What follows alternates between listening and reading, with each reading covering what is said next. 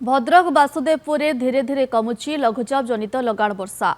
तथापि जलबंदी शह शह परिवार बन्यार तांडव जनजीवन को अस्तव्यस्त कर पकाई। हजार हजार हेक्टर चाष जमी जलमग्न हो पड़ा बेले शह शह परिवार जलबंदी रही। चाष जमी लहड़ी खेलुछि बन्या पानी। बासुदेवपुर ब्लॉकर बरंडुआ सुदर्शनपुर जगन्नाथपुर जगन्नाथ प्रसाद लुंगा नरसिंहपुर पंचायत और पौरपालिकार विभिन्न अंचल एबे भी जलमग्न हो पड़ी। 6-7 दिन है बन्या है गुरु गाई से अच्छा घास फास काटू करू गुरु गाई की दऊ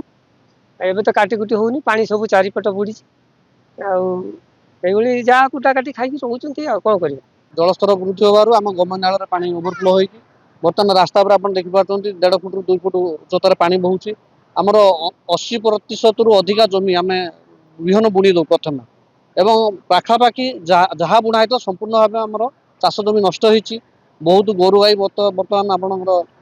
खाया पाऊना केवल कुंडा निर्भर रही बहुत लोक जल अच्छा जलबंदी चारिपटे पानी अच्छी जलबंदी होती लोक दुर्दशा बढ़ी कहीं लगातार जो वर्षा है वर्षार जल जो प्रकार लोक मान चाष जमी सब माड़ी जाइए घर भर पानी पशि आई जो गुहाल गोरु गाई जो अच्छा से पशि 700-800 परिवार बर्तमान विच्छिन्न होती बात्या केन्द्र आश्रय नहीं आमर पाटनामेश्वर बात्या केन्द्र कहतु दधिवानपुर कहतु जयकृष्णपुर कहतु ये केन्द्र अच्छा